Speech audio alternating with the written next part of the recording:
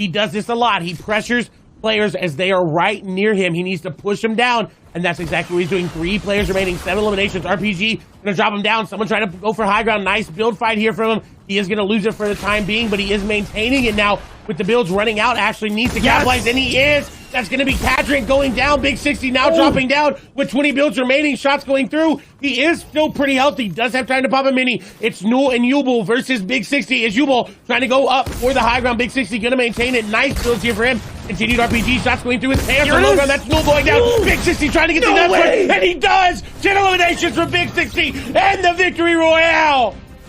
The big Dubsky right there with the 10 elims, making it all connect, finding all the shots, the big shots, just like his name suggests, the Big 60 from console to PC. He's here to solidify himself amongst the best. You see Kaiser there in the middle with some nice HP. Look at his inventory looking really, really good. He's got a Surffish there in, half out as well. A lot of players going down. The Vic going down. Very, very big name. Kaiser, though, in a really good spot, able to make the rotation. Question is, will Slicks be able to? Oh my God! Kaiser with the nice jump pump shotgun to one pump that player. We'll see if that actually shows itself, and yes, Trulex down and out.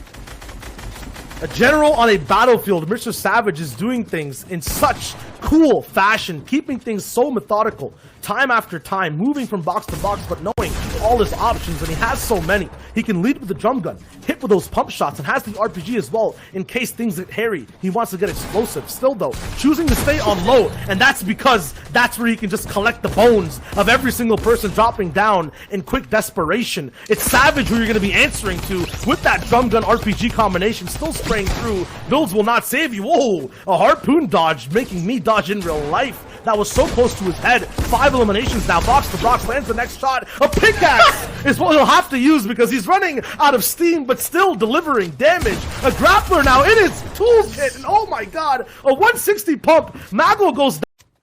But because of that, he gets targeted in return.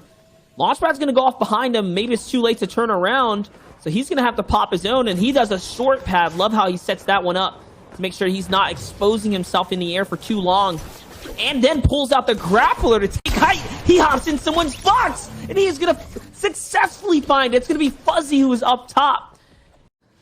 Over total points there, only coming second to Mitra on day 2.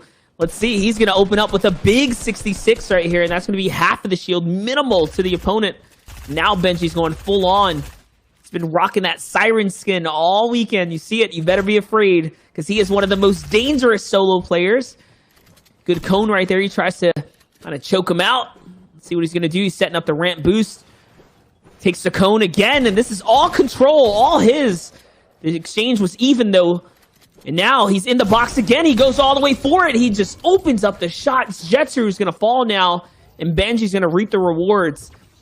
But once again, immediate defensive capabilities from his opponent, building up multiple layers. We're seeing these box fights, things that should be slightly low-key, waiting for these things to happen slowly, just explode straight with builds up to the sky. No one can stay hidden. This means third parties will come in even more so, but if Taz has the opportunity to move up and get this fight done, he does. The SMG beam is there, and he takes out Bryzy.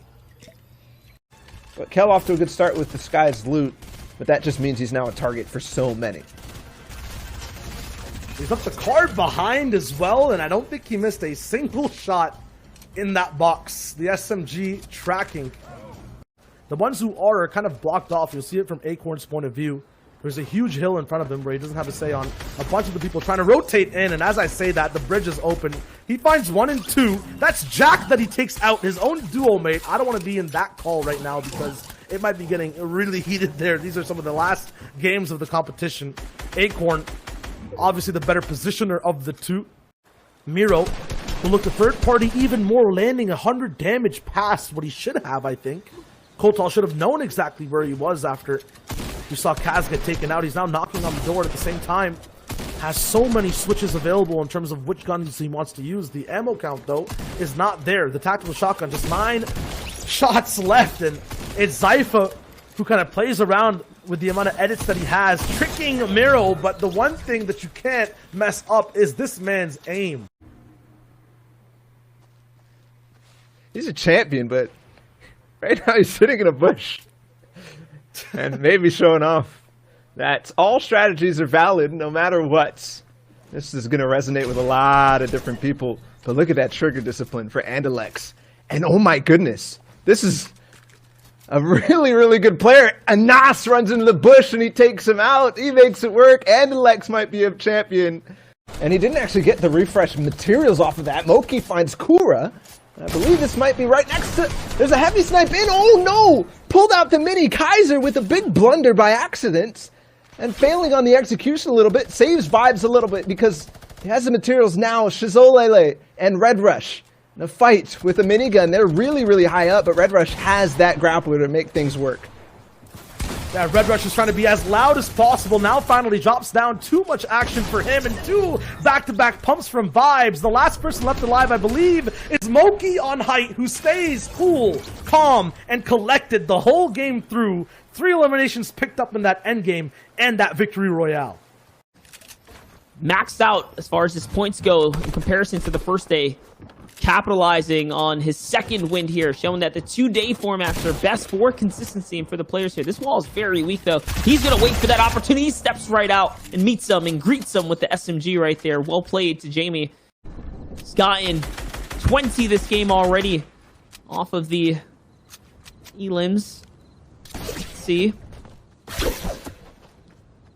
Trying to bait the grappler. You saw what he did right there? That was calculated. He shot the floor with the grappler, so that player could think he probably disengaged down the mountain, and it's going to work. The guard was let down. So well played, so calculated. This is what I like about him. He plays to his benefit. He uses his brain, and he makes big plays like this. But they're on a land. This is his decision now to make. He wants to find a harpoon pool. You know, Clay, you're very familiar with the harpoon. That's 75 body damage to pull all the way across now. And he's going to jump in the box with it. He doesn't care. Breaks the builds, and it's his. To switch over to actually claiming builds instead of, you know, putting pressure down. And he got that win. Similarly, right now, Einsight will look to possibly start that conditioning over again. Doesn't actually need to, has the beams, but no, there's some defense over from his opponent on that Dynamo skin, building all the way up high with that bandage cannon. Gets about 30 HP and healing done, but Einstein is still on the hunt, still on the walls, and he gets in for the second time. Now can he find a way to shoot over? No. Does not act fast enough, and there's more escaping going on. He heals, or he hears every single heal get popped, but can't do much about it other than just try to get in the box time and time again. Notice, though, every single build that Einstein or Einsight uses, it's about 4 that this opponent Dynamo skin is using to just get away. He's only just been pickaxing his walls and his floors, dropping down possible disrespectful pickaxe. Parenko going down as Toos now in the top 6, and he's playing just like a little sneaky beaver. Only 1 build left. Can't take the tick from the storm. Is able to push forward. Can he finish the elimination? And he does. That's Buhai, and that's a huge refresh, getting him just enough mats as Fex picks up a double, and then a great double edit coming out from Toos, and we have our 1v1. It's the Shark. Oh, it's not the Shark player. Julian Com up top, and then Toos on the low ground, Clay.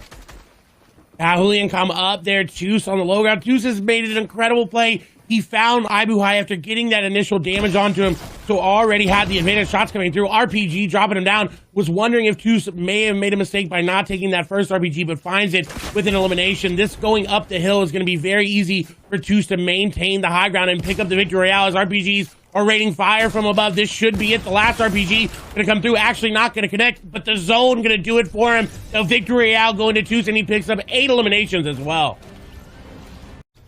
It is Vidil, and he's going to go box to box against somebody, or at least try to get closer. Yes, he finds him. It's Flick from earlier. And there's still one right next to him. Mitro, surprisingly, is not getting involved at the top of this. We saw that in the first game, and oh my goodness, Safi is dominating onto Vidil. That is massive for the lobby there, and Falcon Lee has also been somebody, the French player, been playing relatively well recently. He's had his ups and downs, some great execution on that, and then the back-to-back. So the first one was absolutely brilliant execution with the pump into the swap. We saw Magin fighting at basically this same position right here, go way up, and there was a couple of resets on the full build fight that ended up costing lives, but this is Chapter 2. There is water in play.